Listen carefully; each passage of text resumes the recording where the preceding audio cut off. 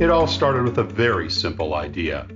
Tell the stories of how successful middle market CEOs made it to the corner office. I'm Brant Handley, founder and managing director of Resource Options International, or ROI. We're the USA's premier executive search firm focused exclusively on empowering middle market companies to attract, hire, and retain A players while transforming top executives' careers and lives. ROI's Into the Corner office is dedicated to discovering how middle market CEOs advance their career, and we're making these remarkable and sometimes quite unbelievable stories available to you for the very first time. Listen and learn about the challenges they've overcome, the interesting people they've met along the way, and the lessons learned that steered these executives' unique journey into a middle market corner office of their own. I know you enjoy these CEO stories as much as I've enjoyed recording them. So thank you for listening today. And if you like what you've heard, rate us on iTunes or wherever you get your podcasts. I'm looking forward to you joining me on the next great middle market CEO adventure into the corner office.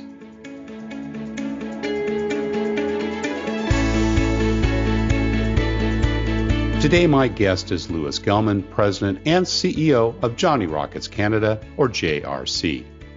JRC was founded in 2015 by Louis, a Canadian business entrepreneur, better known as the original master developer for Domino's Pizza in Canada. In 2015, they purchased the Canadian master license agreement for Johnny Rockets, an iconic world-renowned Americana restaurant brand. JRC was in an enviable position when COVID-19 hit, having a strong balance sheet with zero debt, solid management, capital reserves, and a robust online delivery component. The company's decision in 2018 to decelerate new store openings and embrace third-party delivery gave JRC a significant advantage during the pandemic. Due to those strategic moves, Johnny Rockets store sales were only marginally impacted, and they did not suffer the significant fiscal losses, store closures, and employee terminations that became common for the industry during these COVIDian times. Louis Gellman, welcome into the corner office. Thank you, Brant. I appreciate being here. No, it's great to have you here. And, we talked a couple of weeks ago or so as we primed for this podcast. And here we are. I think it's month 10th or 11. I can't even remember. We're coming up on, I guess, on our first year anniversary of the pandemic.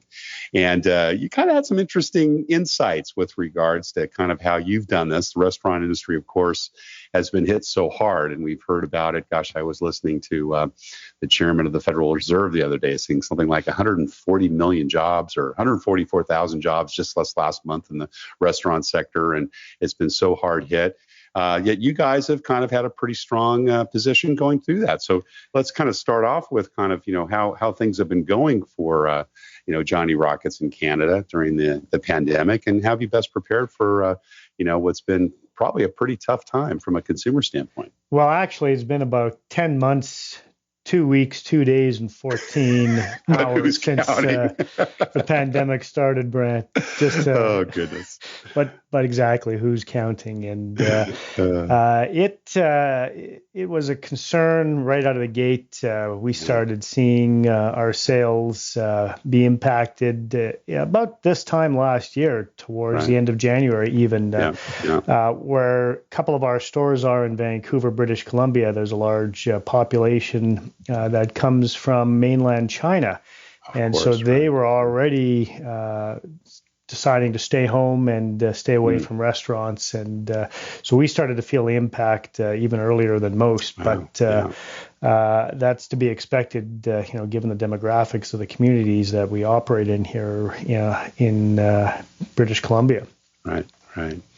But your family's been well, and the staff and so forth. How has, kind of the health side of the business been from a physical standpoint? Well, I was actually in New York on March the 8th.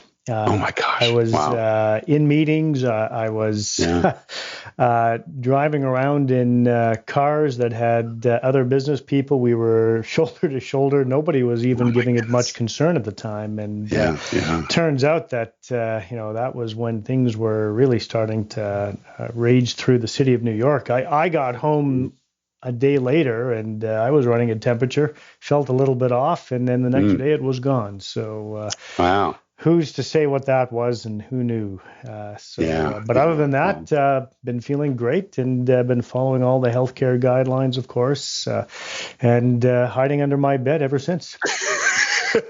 And are things still pretty much under lockdown in British Columbia now? Actually, British Columbia never really went into full-scale lockdown like we've seen in other provinces in Canada. British Columbia has kept its virus spreading relatively low in comparison to other parts of Canada, in particular Ontario and Quebec. Although it's been going through the community for sure, we haven't had any lockdowns since I think April of last year, when that was the only time over a 3 or 4 week period where we couldn't serve anybody at the restaurants. Today the restaurants are 50% capacity limited, and we've always been able to serve for pickup and delivery using delivery aggregators and in-house pickup pretty much the entire time. Right, staying open. That's fantastic. Well, I'm glad to hear it. Well, listen, let's go back to your early beginnings, and we always kind of like to start in the early years, Lewis. Now, is British Columbia home? Is that where you grew up? And what part of Canada are you originally called from? I originally came from Calgary, Calgary, Alberta, and spent better part of my career growing up there. Went to university there.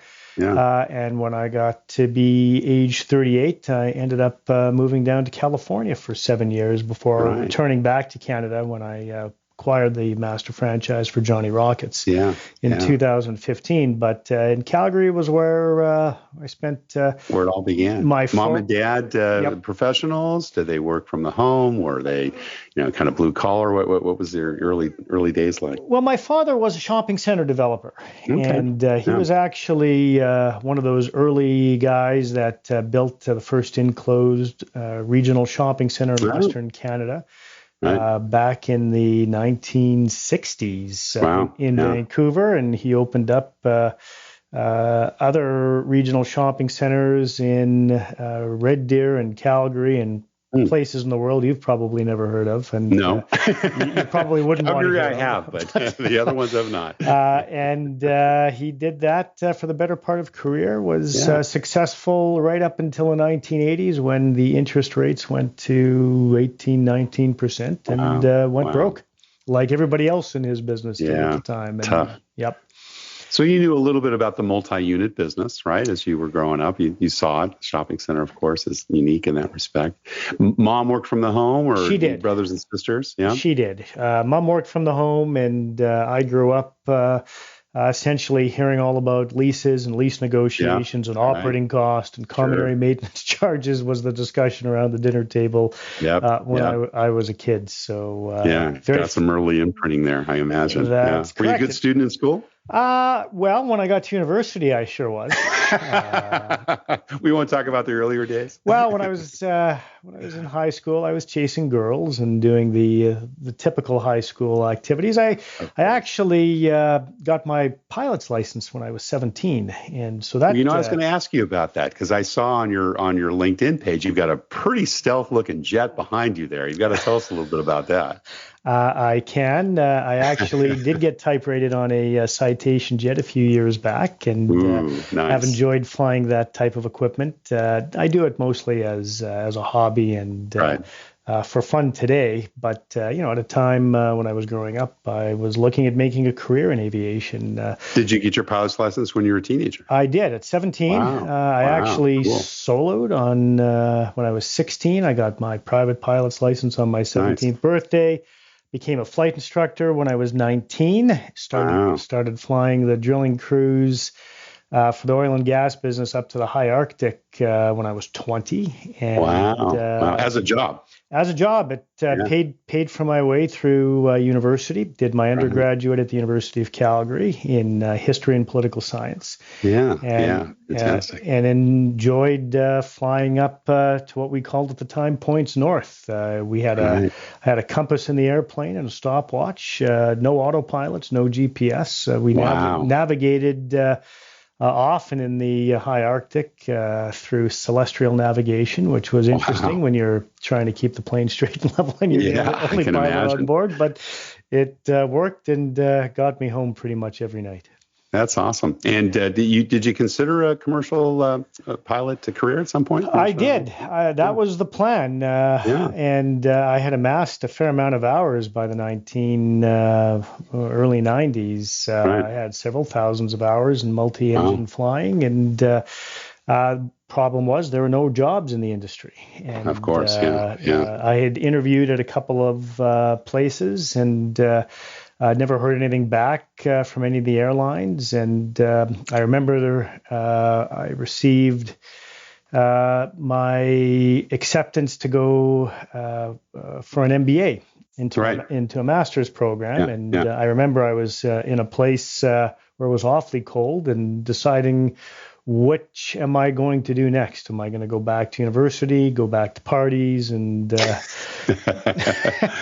flying oil and gas explorers up to the way north? Or we flew a lot of beer up to the Arctic for some strange reason, and one of my more notable flights was had to drop off some beer up in the Yukon territories, and the airport just was snowed in that I was supposed to fly into, but they had managed to clear the Alaska Highway, which ran parallel to the airport I was supposed to land at. So my company called me up on the radio and said that the RCMP had blocked off about a kilometer of road for me to land at, and just fly over the police cars and set her down. And they really wanted that beer. They really wanted the beer. Well, I had a few other interesting things in the airplane. I think there were some drilling parts and drilling rig parts, but I did. I found where the highway was blocked off for me, and I landed about I'd say 100 meters past the first police car, and set her down, and I still have it hanging on my wall. The police officer came up to me immediately, gave me a ticket for speeding. They clocked me going over his car at 175 kilometers an hour, and I love it. In a 100 an hour zone. And the type of car was a Cessna 402. Oh gosh, that's terrific. And of course they unloaded the beer, and of course they kept the road closed long enough for you to take off. I hope they did. It was pretty short, but it was a lot of fun. It only happened the one time, and it sticks with me. I love that. So University of Calgary undergrad, and then East Asian Open Institute for your MBA. Right. What was that? That was in Vancouver, and at the time I was working for a shopping center development firm in Western Canada, managing some properties for them, and it was the only MBA that I could do, which was executive. So I didn't have to be there full time. So an executive MBA, which are more commonplace now. It was actually ran out of Vancouver. I would fly into Vancouver once a month for 3 straight days, 24 hours of lectures, and it was actually a pretty good program. They brought in professors and different people in industry related from all over the world to lecture at the time.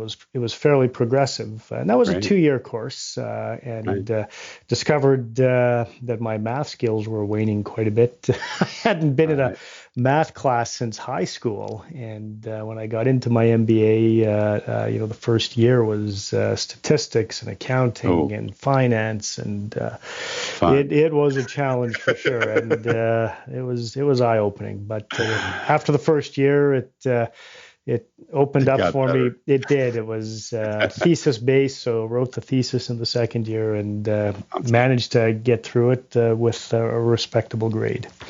And it looks like you got involved in Domino's pretty much right away out of school, right? So tell us a little bit of how that came across. Well, I actually got involved with Domino's while I was going to university. I was still working full time, and I was managing a shopping center in Calgary, and one of my tenants was a Domino's pizza franchisee. So they had been in Canada for a while, right? I think you told us before, actually, the founder, whose name escapes me right now.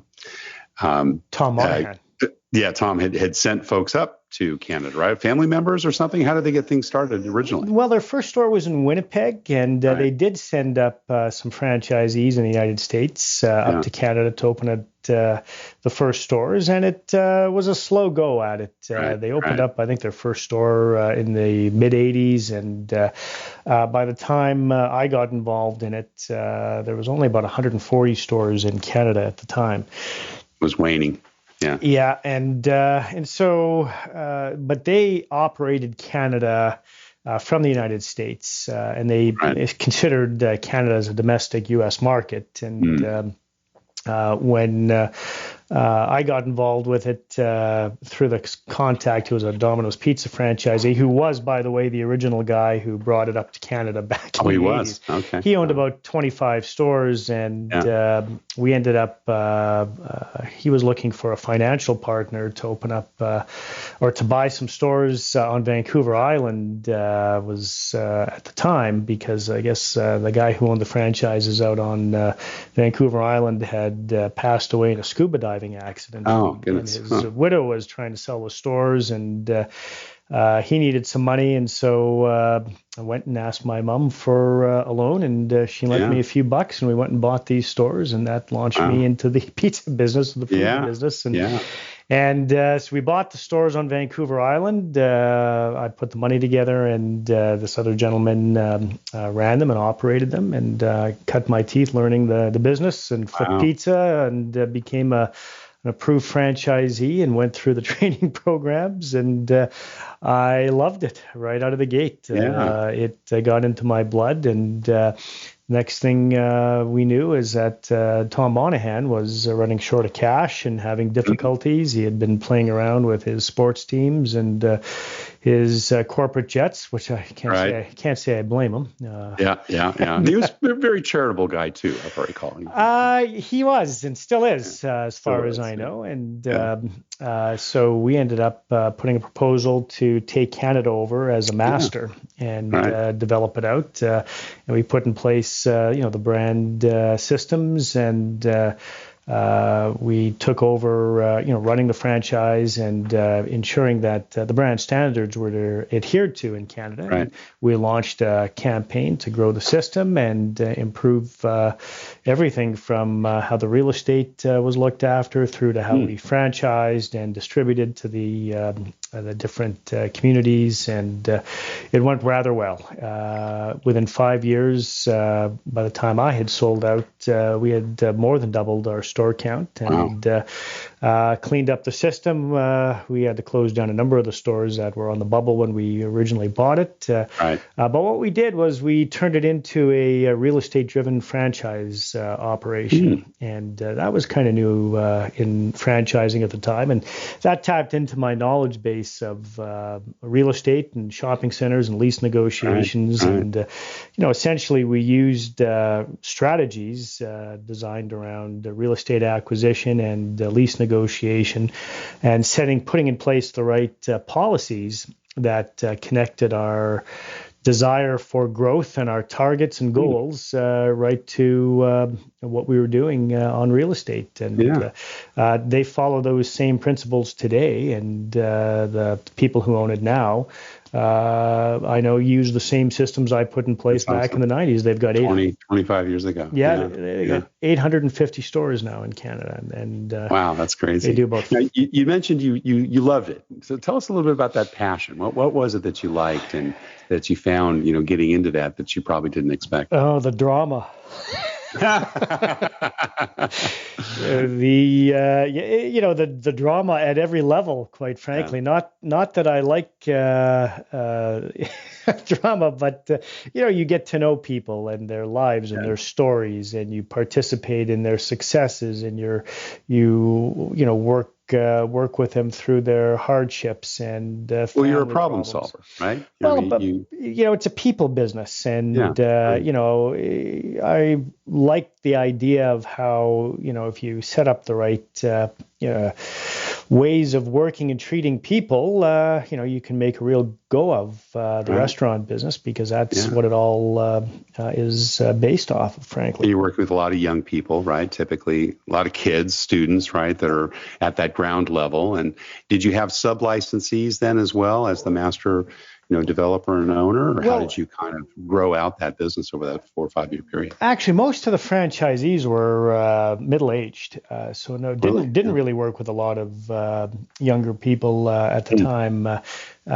They were middle-aged or even older. They were fairly sophisticated franchisees that were in the system. They were stuck in their ways, so we really had to change their mindset on growth, and so we took out the best practices that Domino's was following in the United States, and these franchisees all became our sub-franchisees because we were the master for Canada.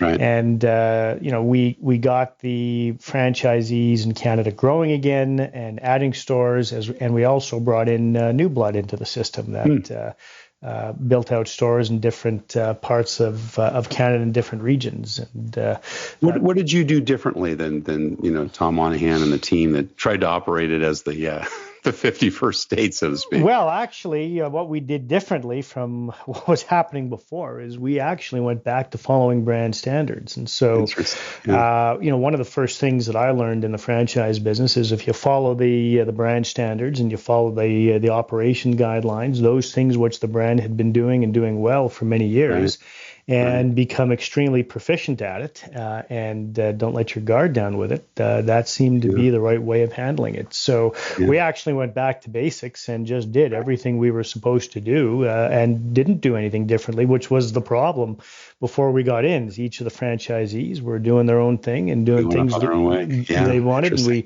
kind of corralled them and said, here's the way it needs to run. We have to follow the guidelines and the standards, and we're going to enforce it. And everybody appreciated that. And those who didn't or couldn't or wouldn't participate in following the brand standards, we exited them from the system. We're released to the industry, as we say. One way of putting it. Some of it was difficult, and some wanted to go. So we found buyers and got them out of the system. And did you sell then the franchise back to Domino's, or was there another master franchisee that took over the business when you sold it? I sold it to a public company at the time called Comac Food Group. I'm not sure what transpired with them over the years. They had a couple of other brands. They had a little popular coffee brand in Canada. I think it was called Grabba Jabba at the time. And they published some cookbooks and whatnot. And they ended up buying it from us for about 12 and a half times what we paid for it, which in a 5-year time frame was not bad. Pretty good return. And at the time, I was pretty thrilled with it because it was a good way to sell out and get on to the next stage in life. Had I kept it today, it would have been more like 100-fold. So I'm committed to never making that mistake again in the long run. We never regret those transitions, right? Because there's always something new that comes along. Brant, I regretted that transition. Every time I look at their store count and the volume of sales they do and say, hey, we could have kept owning that. Should have kept it.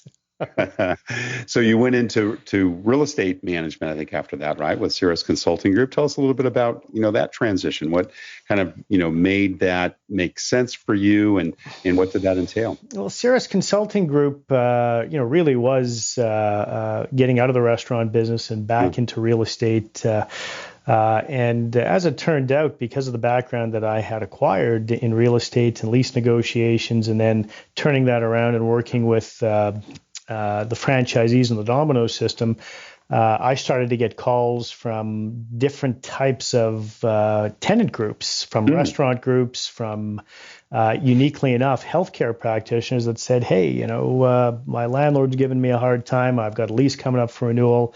How should I do it? How should I deal with the landlords? I got invited to speak at a bunch of different conferences. And so I started to do work just handling calls that came in and picked a fee structure and started to negotiate leases for these different organizations and their franchisees and their community. And that actually took off very quickly. And I founded Cirrus, I called it Cirrus Tenant Lease Services at the time.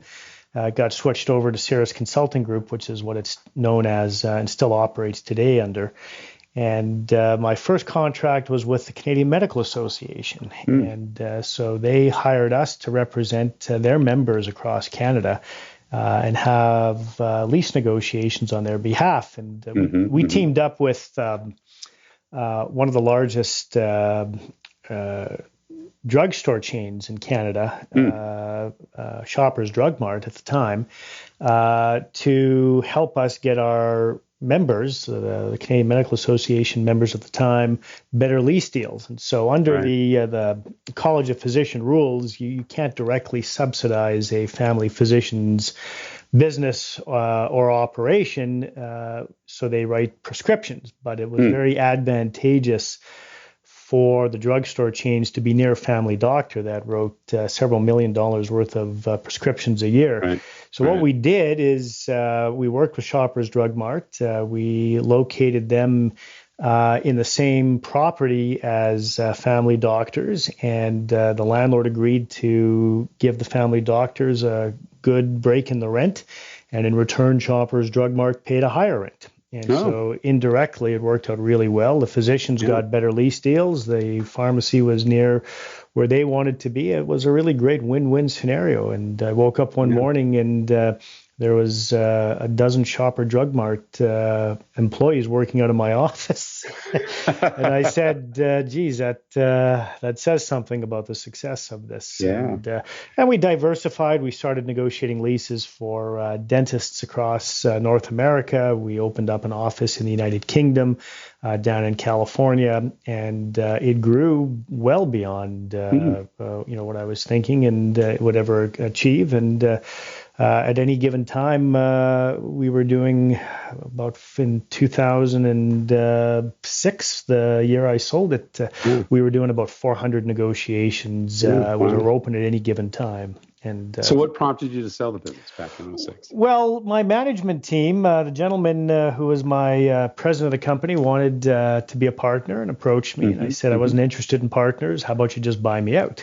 And he said, well, how much money do you want for the company? And I gave him the number, and he says, well, let me see what I can do. And I thought that would be the end of that discussion. Didn't expect him to come back. He came back and said, I think later that year, and said, give me a few months to try to put that amount together, and I'll see what I can do. And lo and behold, he put the money together, and he purchased the company from me in 2006. It was a pretty straightforward deal. I remember making 3 changes to the sale purchase agreement.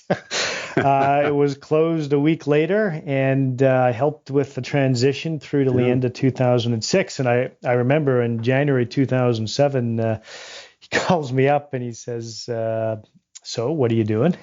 I said, well, I was planning on taking some time off. He goes, well, why don't you come back and work for the company and keep doing what you were doing? And I decided to take him up on it. So for a number of years after I sold it, I kept working for him and kept giving seminars for my old company. And at the same time, I developed relationships with some other franchise chains in the United States. I was helping them out with their real estate. The Great Recession hit, as you probably are aware, in 2008. And my skill set of renegotiating leases for businesses that were having financial difficulty came back into focus. And the next thing I know, I'm representing a bunch of different multi-unit chains across the United States. And one of them was Johnny Rockets. Johnny Rockets, yeah. Well, definitely one of my favorite spots. We spoke a couple of weeks ago. And so how did that kind of transition to you taking over? And let's go do another franchise in Canada. Well, at the time, I think this was about 2012, I was helping them with their corporate store portfolio to renegotiate a bunch of the leases and exit them out of some real bad locations that they were already in Canada again, kind of like Tom. Well, I was working with them in the States on their U.S. operations at the time, and I was living in California at the time.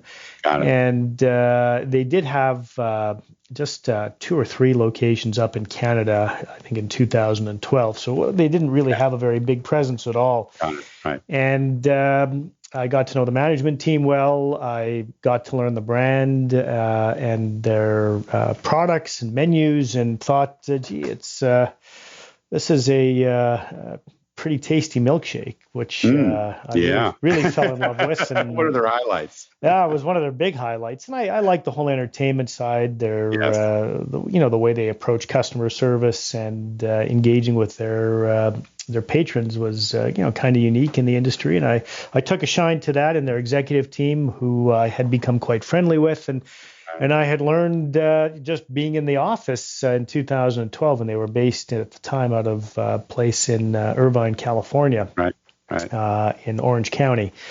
And they were having difficulty with their Canadian franchisee. Now, they did not have a master for Canada. They had a U.S. franchisee who sent his kid up to Toronto with a few bags of cash to open up some restaurants, which he did in some pretty high-profile locations in Toronto, paying extraordinarily high rents.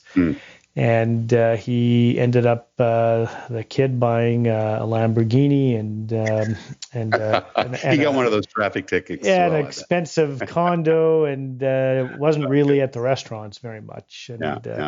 And so, well, you can imagine how that ended up. They exited the Canadian market, and that's when I said, well, hey, you guys have a lot of the right boxes checked for a franchise that should work in Canada. I mean, when I started doing the research, it turned out that Johnny Rockets has a large footprint, meaning a large number of stores in markets that are frequented by Canadian travelers quite readily. And the number one tourist destination for Canadians, believe it or not, is Las Vegas.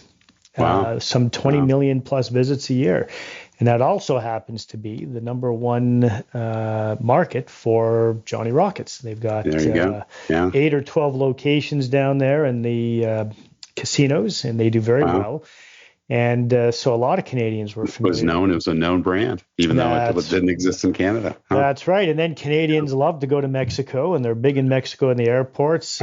Canadians flocked at the time to Royal Caribbean cruise ships, and Johnny Rockets is on 9 or 10 of their ships. At least they used to be when they were sailing, and so you had some good brand awareness. So are you technically an employee then of the Johnny Rockets, or you're once again a master franchisee for Canada? Well, today, so in 2015, I proposed to buy the Canadian master franchise rights, and there were no stores operating in Canada at the time. And we put together a professional development strategy from coast to coast, and so we ended up. And you had a team, or did you pull some of the folks from Domino's way back when, or were there folks? I did actually. I did. So I closed on the acquisition of the master license rights for Canada in, I believe it was October 2015. And then I put together a management team, and we set out on raising some seed capital. So we could open up our first round of stores. We raised about 9 million Canadian, all equity, no debt. Being in this restaurant business, I tend to stay away from debt because that's the kiss of death. Yes. And glad I did. And we opened up our first round of stores on the west coast of Canada in Vancouver and Vancouver Island. We opened up 4 stores in 18 months, and it was a difficult go of it. Bringing any new brand into Canada is difficult. These are all corporately run stores. We had to refine our operations, figure out our menu and our menu pricing, and get a handle on supplies and the different products and where to get our equipment from, and so on and so forth. But we got our act together, and by 2018 we had 4 of our locations open.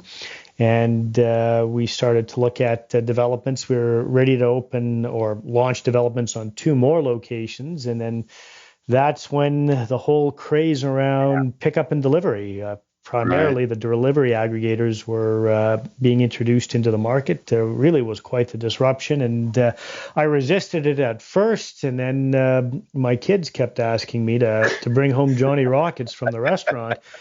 And I said, it's going to be a half an hour till I get it home. Oh, we don't care, Dad. We love it. It tastes great. And I started to try the food after it had been riding in my car for a half an hour. And, it was not bad. And, coming from the pizza world, Brant, I thought pizza was the only product that would actually travel well. Right. And then when I started to realize that, you could, package up burgers and fries. Hot dogs as well. And hot dogs and milkshakes reasonably well. And it would taste not half bad. And so I dropped the resistance to delivery. We embraced it. We put 3 delivery aggregators into our system, and we really ran with it in 2019. We saw our same-store sales go up by 25% year over year. And the brand had really started to take off. We had 3 back-to-back quarters of profitability, so we got back on track with where we thought the system should be. And we went head into the pandemic. But all kinds of expansion plans for 2020. We did. We actually had signed a deal to acquire a smaller brand in Canada, another West Coast. That was about just about a dozen locations, and we were going to convert them over to Johnny Rockets. And then the pandemic hit, and we backed off those plans and just hunkered down and started to deal with the pandemic. And how many stores today? 4. We never closed any of our stores. We kept everything operating. We went into the pandemic with a really strong balance sheet, no debt, and plenty of cash on hand. And we just focused. Weathering the storm. Weathered the storm, but we did more than that. By the summertime, we did some philanthropic work. We gave the hospital 5,500 lunches last spring, which was pretty exciting for us. Kept the staff focused and something to do because the sales had declined at the time. But by the summertime last year, our sales had bounced back pretty much to about 20% of our pre-COVID levels. And so we started to look at ways that we could expand at least our menu and get our sales, try to get our sales back up to pre-COVID levels into the fall of 2020. And so we launched some ghost kitchens. We acquired another brand up in Canada, Nathan's Famous, out of New York. If you recall, in first part of our discussion, I was in New York, and that's what it was for. And so we've introduced Nathan's Famous and their product onto the west coast of Canada. Fantastic. And, that's helped us recapture back about half of our lost sales now. And it has not come, we haven't cannibalized our Rockets business at all. It's a completely different price point and consumer. Yeah. Different brand. Awesome. And total number of employees, kind of what's your team like now today? We have about 65 employees. And during the pandemic, we didn't lay anybody off, which we're pretty proud of. Kept your executive team together as well? We did. Kept all of our management team together. And, it's has certainly been a challenge, but we've managed to reduce our G&A considerably. We really just focused in on cost control and managing our operations, and to the point where we've got it down pretty much to an art now, and I think we'll be leaner and meaner coming out of the pandemic later this year. Well, you mentioned earlier the importance of company culture and kind of following the guidelines, right? With Domino's, you went back to the basics.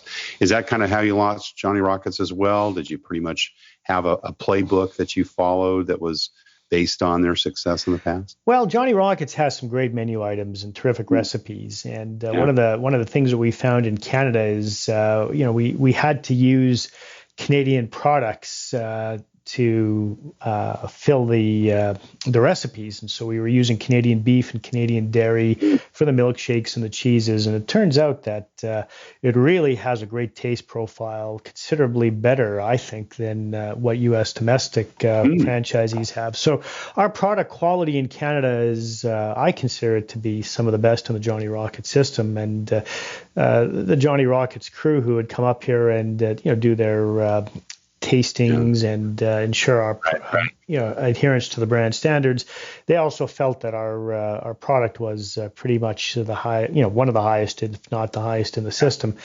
And so our attitude is today, and really was from the beginning, best operations is going to be the last man standing. And so we really drill down on operations and making sure everybody knows what they're doing, when they're doing it. We love to read and keep learning. We do follow the brand standards, of course, but we've never gone the route of discounting. So rather than discount and drop prices and of course have to accompany that with a reduction in quality of products to get lower food costs, we've actually gone the other way. We've increased the quality of our products. We've gotten better beef and better buns and better fries, and we've priced it accordingly. And our customers have accepted that, and they like to see value, but more importantly, they like to bite into one of our burgers and have a milkshake that tastes the way they want it. Yeah. How do you, kind of recruit for the people in the business? What do you look for when you're investing in people that you want to hire, whether it's at the entry level in the stores or, in your management team? What do you think really it takes to be successful in QSR? Well, we've most QSR, and we actually consider ourselves to be fast casuals as opposed to QSR, which, blurs a lot of lines. So, and part of what we tried to do in Canada is educate the customer that we actually are not a QSR, that we are fast casual. And, that was quite the effort. But it really does start with selecting people who have what I call a server's heart, and people who want to serve their colleagues and want to serve customers, want to serve the brand. I mean, I have a server's heart. Not uncommon on Thursdays and Fridays to find me actually in the restaurants cleaning tables and serving customers, because I get to talk to people, and the kids don't let me into the kitchen because I make a mess and they don't want to clean up after me. So they push me out into the front of house and into the dining room to talk to customers.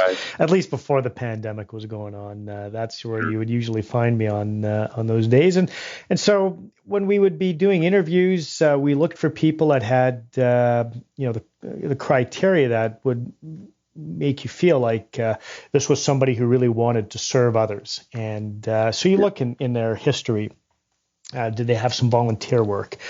Do they have other restaurant experience, of course? And we did something unique out of the gate here in British Columbia. There was a move in British Columbia to get minimum wage up over $15 an hour. And that movement started in 2015 when minimum wage here was $10.85. Today, it still hasn't reached $15. It's gone up a few bucks an hour.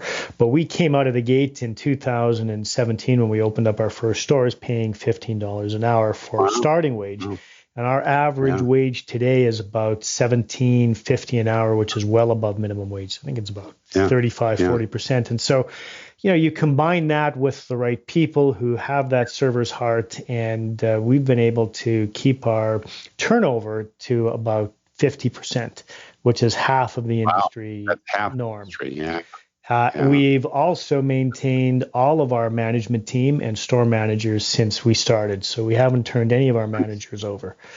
I think that reflects their commitment to what it is we're doing, our desire for growth. And, everybody wants to serve a product that is desired and sought after by customers and people. It makes you feel good, and we take it to heart.